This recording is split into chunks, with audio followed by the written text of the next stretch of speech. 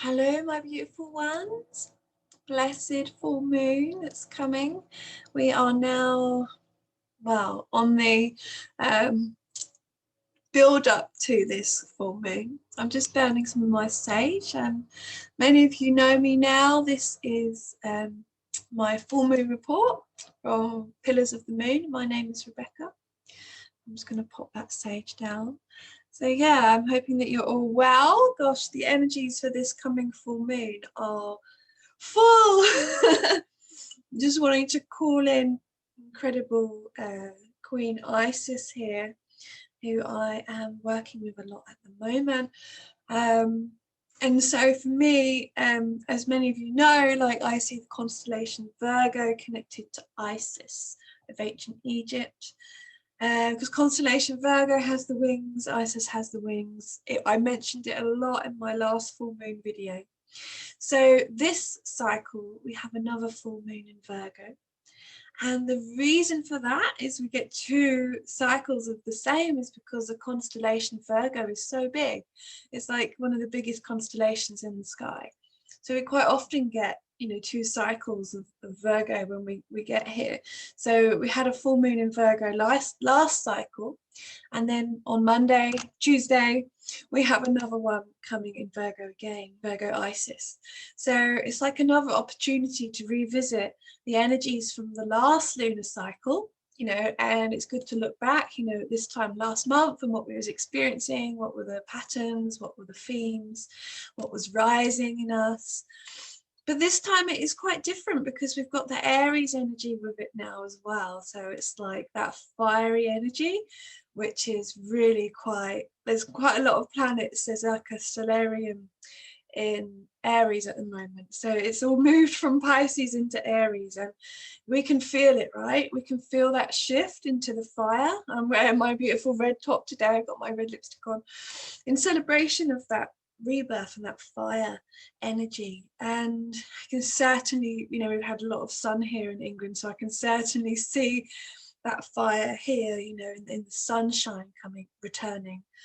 And the light, the fire is really hot at the moment. So I'm going to jump over to the Stellarium web just to give you a little look at the live sky, and then we'll jump into the charts.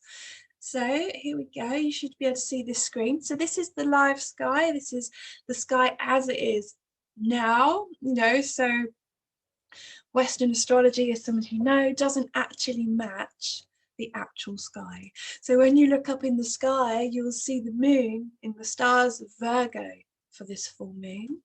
And so it's not in Scorpio, and the Western astrology I think is saying it's in Scorpio. So just wanted to clarify the astrology that I use is the actual sky. It's a sky map. It's actually what's going on right now.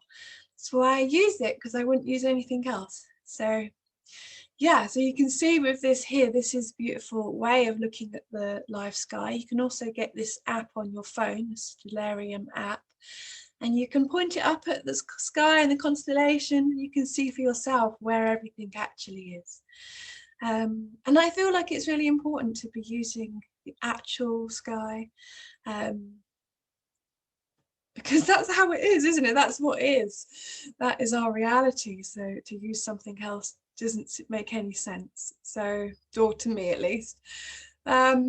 Yes, so we can see this red line here. This is the ecliptic line. So just zooming out a little bit, you can see all the constellations. This is Sagittarius here. This is where our galactic center is. And so yes, this is the full moon, which will be in constellation of Virgo. I'm just going to change the time because it's the full moon will be on Tuesday 27th of April at 4:31 a.m. in the GMT time zone, so that's UK time. So to find out the time for where you are in the world, you can look it up on timeanddate.com. So yeah, I use the information of where I am because that's where I am, but it's quite easy to find out the exact time wherever you are. So you can see here that at the time of the full moon, this is the full moon here, and it's right at the end of the stars of Virgo. So this is the constellation Virgo. This is the star Spica, which is one of the Bohemian stars, which is the brightest star in constellation Virgo. And so the moon has passed Spica for the time of the full moon. It's probably around about here now, actually, as I'm speaking.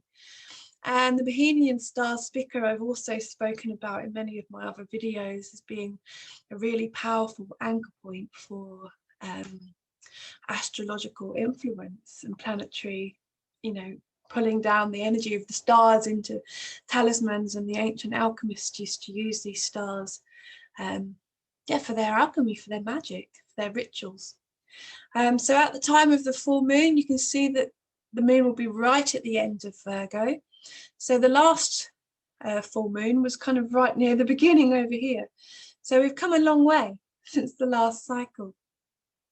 And it's really close. So this is constellation Libra over here.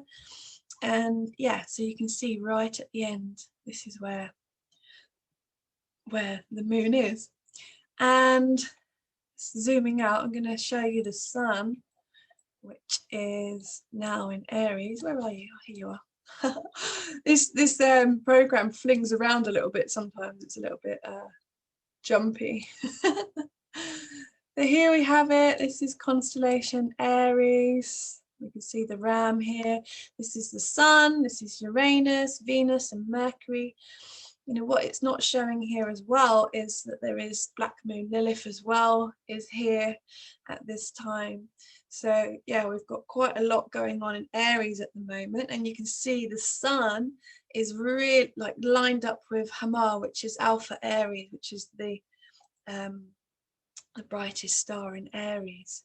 So yeah, it's a powerful time for this Aries energy. So we might be feeling a lot of that at the moment. And yeah, so I'm just gonna run over to Jupiter as well, because Jupiter's just moved into Aquarius. There's Saturn over in Capricorn. Saturn is still in Capricorn, and Jupiter is just moving into Aquarius. So at the time of the full moon, Jupiter is at 0 degrees of Aquarius. And I forgot to mention in my last video that Neptune has just moved into Pisces as well, which is Neptune is now at 0 degrees of Pisces. So I'll talk a bit more about that in a moment, what all that is about.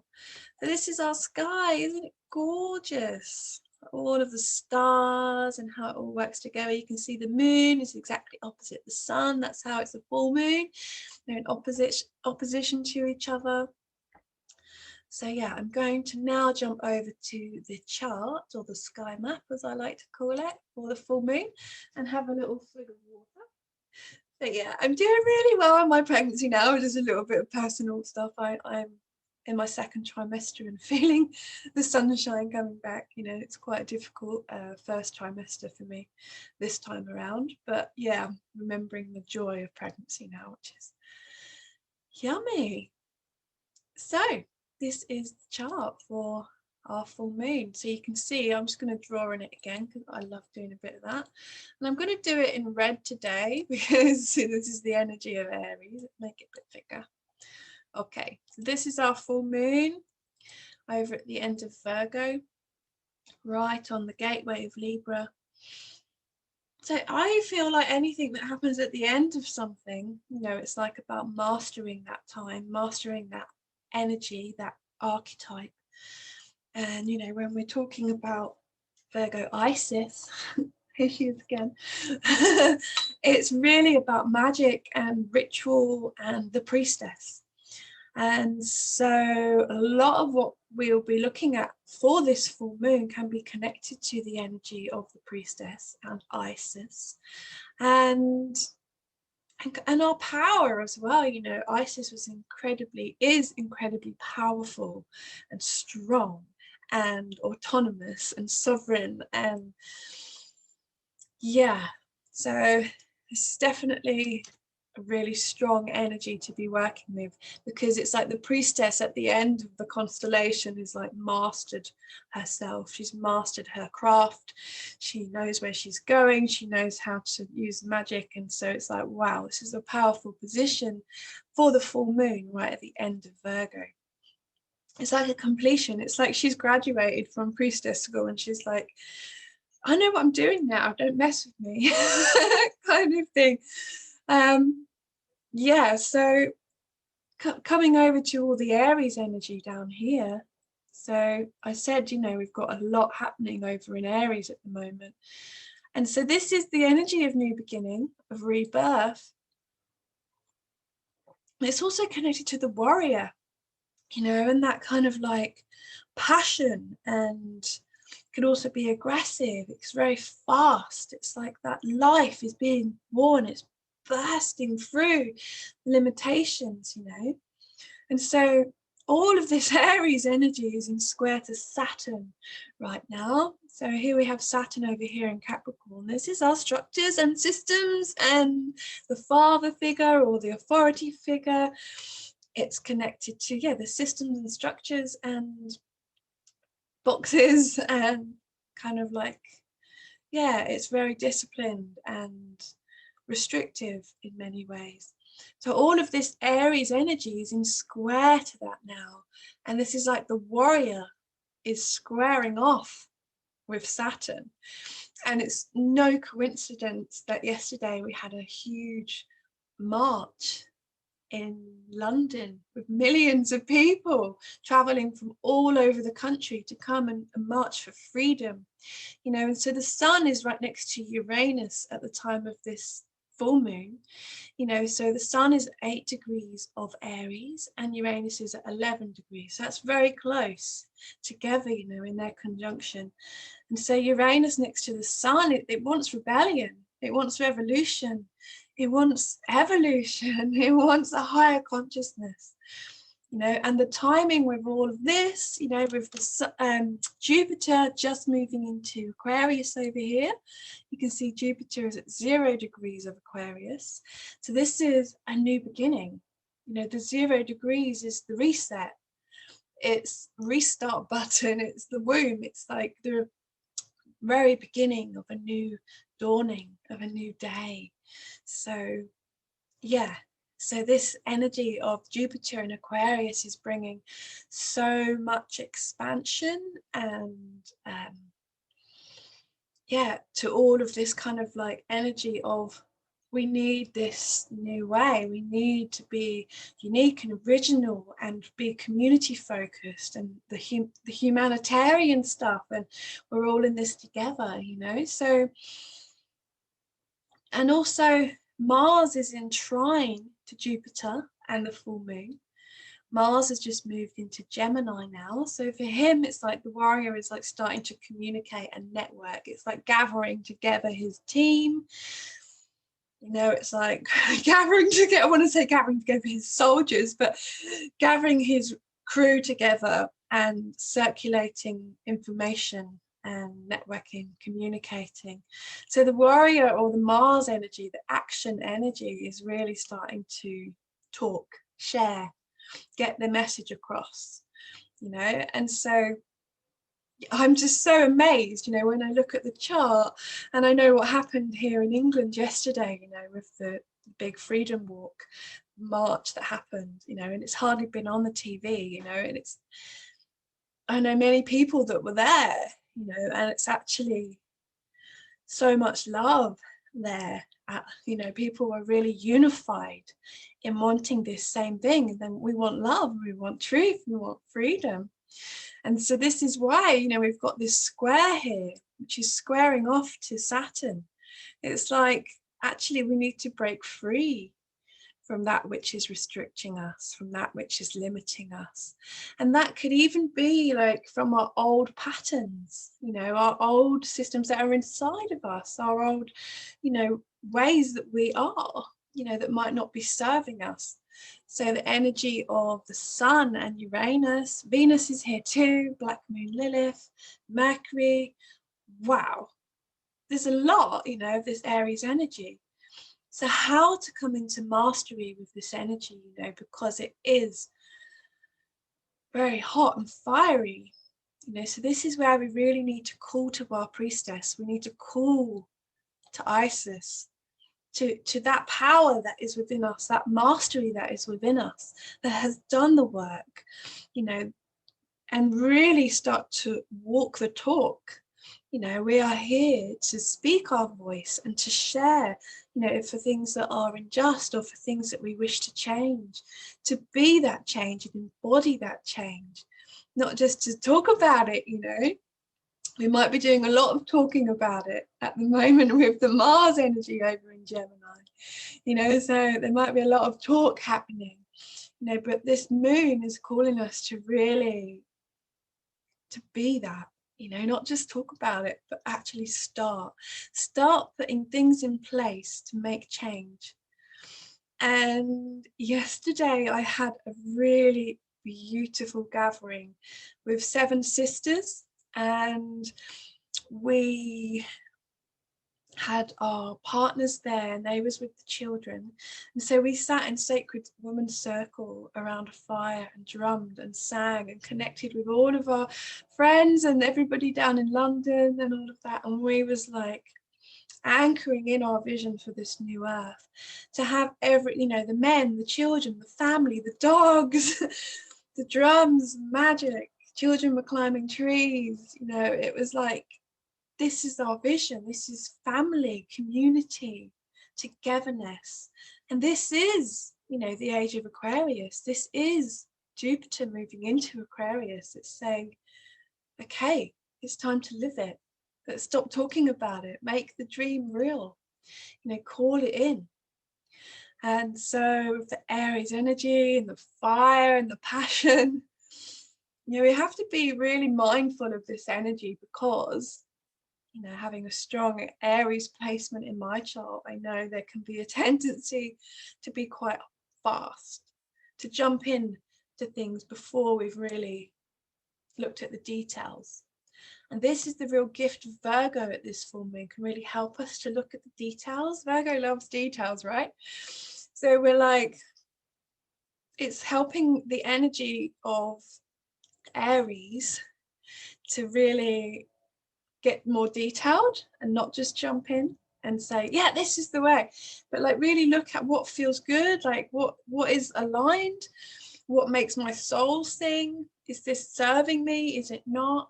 You know, because Virgo is also connected to service and healing and health, you know, so it might be a really big theme for many of us at the moment, you know, with these Virgo full moons.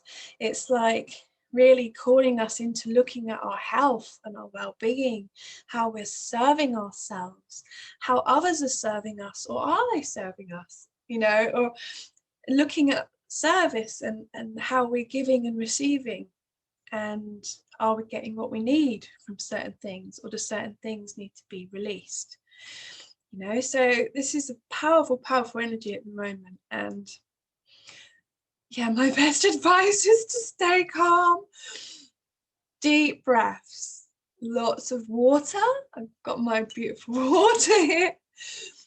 You know, we are not a victim to the moon, but the moon does move the water, you know, and we are mainly water, right? So to really understand that, it's like, okay, so the moon is moving me in certain ways, and it's helping me to move things inside of me and to let things go and to evolve and shift. And it's a gift, you know. I hear a lot of people saying things like, oh, this full moon is really intense. Yeah, for our own, this is for our own help, for our own enlightenment, you know. It's the energies that are being presented to us now, you know, is what we need.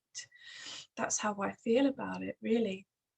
And so with Neptune moving into Pisces as well, so that happened, you know, at the last new moon, but he's not going to stay in Pisces because he will go into his retrograde. Same as Jupiter as well is going to retrograde.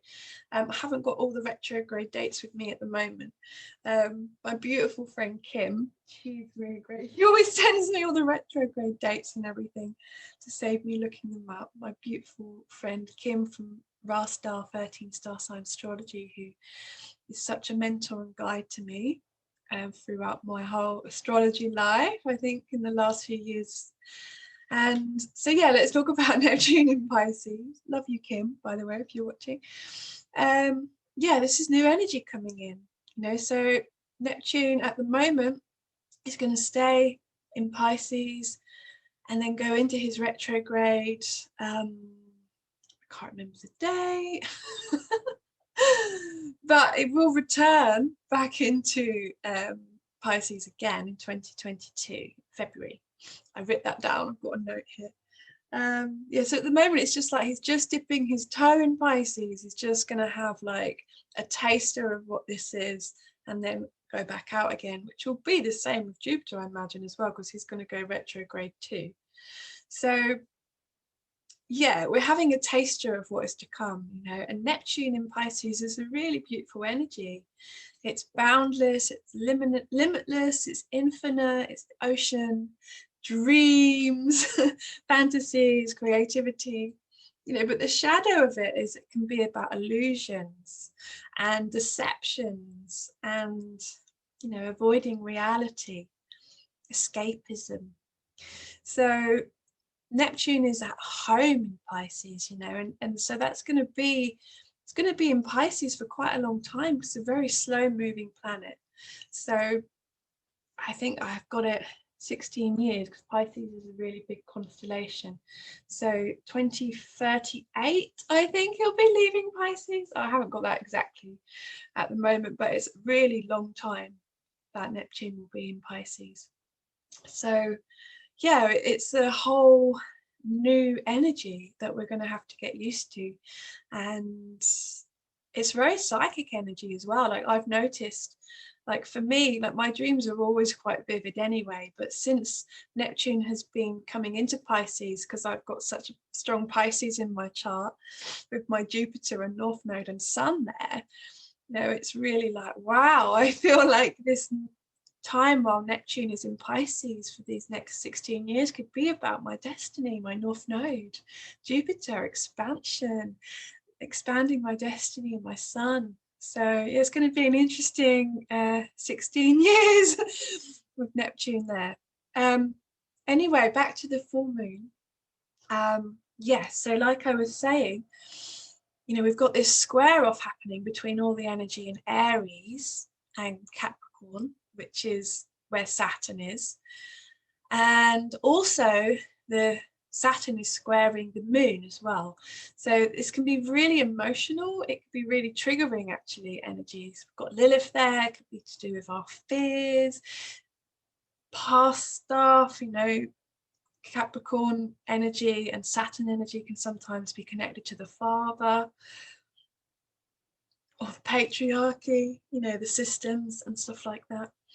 So, and the moon being at its fullness can be quite emotional, you know, and with the fiery energy of Aries, you know, I foresee, you know, hot emotions, fiery emotions and passions that are like, you know, we could be quite tearful, you know, feeling all of the things in the world that we really feel to change and in ourselves. And yeah, and Jupiter moving into Aquarius, it's like, wow, I'm ready for this new beginning. Neptune moving into Pisces, it's like, I can see the vision, you know. And so this could be a really powerful, powerful time to come into our mastery, to come into our service and what it is we're here to give and share with others. Yeah, making sure that we are taking our time as well and not jumping into things before we've really looked at the details, and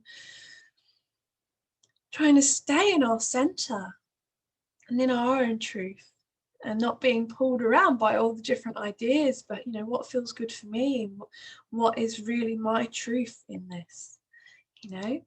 So Pluto still being in Sagittarius, you know, over here, you know, it is about transforming our idea of truth, our idea of freedom and spirituality. You know, he's transforming all of that. He's transforming religion. He's transforming how we look at truth, boundaries, you know, separation, all of these things. So yeah, it's massive. It really is. And I know many people, including myself, in the build up to this full moon, who are definitely feeling the intensity of these energies for our own potential. You know, like I've woke up 2 nights in a row and just looked out my window and the moon is like right on me. I was having the craziest dreams. I was like, wow. you know, but these Virgo moons have been right over near my South Node, which is, you know, a lot to do with my karma and my past as a soul. And so, yeah, it might be the same for you as well. You might be feeling lots of karma stuff, you know, with the square to Saturn, you know, because Saturn is connected to karma and time, work, commitments, you know. So, yeah, it's like, it's very big energy at the moment. So, yeah, trying to stay in our center. If we do feel ourselves getting emotional, you know, really nurturing and tending to that place in ourselves and really looking at what's coming up.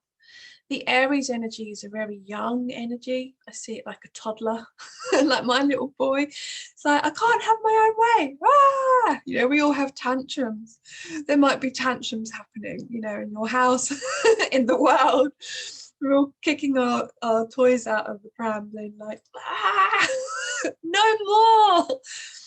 You know, and wanting to break free. You know, there can be a real kind of, it's a real frustration energy. It's like a pulling, like stretching us, but making us really come into mastery. I keep saying that word. That's the word that's really rippling through me for this full moon. It's about mastery.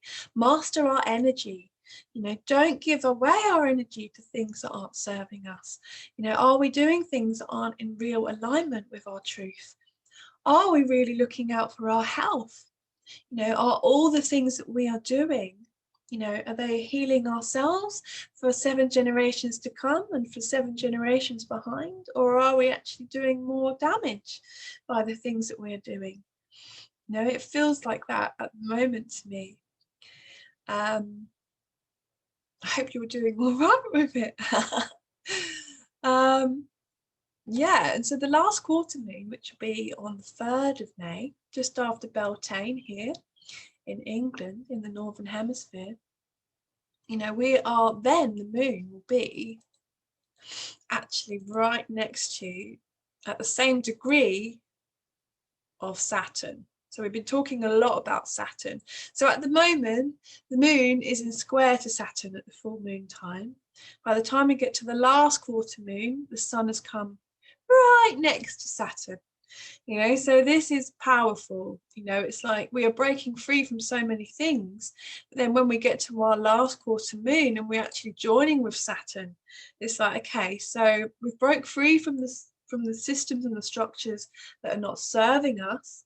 So this unity of the moon and Saturn feels like, okay, well, let's create a new structure. Or what is the structure that you want to be in? You know, and so the waning moon, or the last quarter moon, is a lot about letting go. It's a lot about release. So we might be feeling a lot of this kind of endings of things that have been holding us or controlling us or restricting us. You know, we might feel this urge to start anew, you know, and so we might find, okay, well, I'm going to go and do it a different way then, and be starting to think of new structures and systems to create. May is an interesting time, honestly. The new moon in May, you know, we've got lots of, we're right at the end of Aries, but in May, this is when we have our first lunar eclipse, which will be at the full moon. And so, because the sun will move into Taurus on the 14th of May, so at the beginning of this new moon, which is the 11th, we're still right at the end of Aries here. So, you know, the last new moon was actually in Pisces. So, you know, then we'll be in Aries for this next new moon, which will be in May. And yeah, then on the 14th, we'll go into Taurus season, true Taurus season, when the sun actually moves into Taurus on the 14th of May. And so then, you know, this will be when we have our lunar eclipse. So the full moon lunar eclipse will be in Scorpio on the 26th of May. So I'm going to jump back to the Stellarium web for that, because I want to show you guys a little something. I'm just going to change the date here. So we're going to go to May. I said the date was the 26th of May. And I haven't got the time for the full moon on my piece of paper. But here we go, we're going to have a look. So yeah, you can see that the full moon, I'm going to move the time along a bit because I don't think it's quite full then, but okay, here we go. Yes, so you can see the full moon here. This will be in May, not in a few days time, but next cycle. And so this will be a lunar eclipse, and we have a solar eclipse coming up in June, which will be in Taurus. So this is an eclipse season, which is beginning in the next lunar cycle. Eclipse seasons always bring big transformation and shifts. You know, it really can realign us onto new paths. And so there's no, mistake that at the moment there's lots of revolution and marches and protests and rebellion and wanting to break free. Because we are at the gateway of this eclipse season, of a lunar eclipse in Scorpio, like, oh my goodness. So this full moon lunar eclipse, which will be in May, 26th of May, is going to be aligned to the fixed star Antares. So Antares is one of the Bohemian stars, which is the fixed stars of the alchemists that I spoke to you about before. It's the brightest star in Scorpio. It's also known as one of the 4 royal stars. It's one of the 4 guardians of the sky, or gatekeepers of the cosmos. It's the guardian of the West. And so when you research into, the story of Antares and what they represent, like, there's so much on the internet about, when things have aligned with Antares in the past, there's been a war, a global war that escalates, conflict. This is Scorpio, this is death, this is rebirth, and endings of cycles, transforming. So this is what our lunar eclipse is going to begin on. And then we'll have a solar eclipse over in Taurus in June. So yeah, this energy feels really quite big that's coming up next cycle. So it feels like, there'll be a lot of shifting and changing happening around this time. And so, yeah, this is why it feels like this cycle, we are at the end of Virgo. It's really about looking at the details and mastering our craft and our skills and what we're in service to and not. And then at the last quarter moon, when the moon meets with Capricorn, it's about looking at our structures and systems and our father figure, coming into our own authority, and being responsible for ourselves, really embodying the inner father within and releasing that which isn't serving us. So then by the time we get to the next new moon and we're in this new cycle, our lunar eclipse cycle, it's a really powerful time of transformation. And those of you in the southern hemisphere will be celebrating Samhain at this time, which is also connected to death and endings and new beginnings of new cycles. And the seed begins its journey at Samhain. It's when it restarts, everything restarts. So yeah, so us in the northern hemisphere, we're at Beltane now. So we are now coming out and into the light after all of the descent of the winter. We are now out in the sun, and it's so sunny here and beautiful. So yeah, gosh, I feel like the next couple of cycles that are coming are going to be highly transformational, and maybe some conflicts that's going to come up globally. I don't know exactly, but it's going to be interesting. Let me just say, looking at the charts and everything, it's like, wow, okay. So yeah. So I'm going to stop sharing all the screens now and just say hi again. It's me. Yeah, I hope that has been helpful for you and that you are riding these energies okay, and just keep trusting your instincts, trusting your own truth, and staying in our present moment in our body. Breathing, oh my gosh, breathing, meditation, yoga. Neptune in Pisces is really, great for spirituality, for helping us to really awaken. And Jupiter moving into Aquarius as well, it wants a new beginning, it wants this new age. So yeah, it feels incredibly like, wow, there's lots of energy around this full moon. So however you are riding it, you know, whatever you have in Virgo, or whatever you have, you know, planets that are connected, or Aries, you know, you'll be feeling this. So I think we're all feeling it in some way or another anyway, but yeah, it's pretty big, isn't it? So I'm going to burn some more of my white sage from the garden that I grew and send you all so much love. And blessed full moon to you all. And yeah, I hope to see you at the next new moon. Thank you so much for subscribing and supporting me. And yeah, lots of love. Mwah!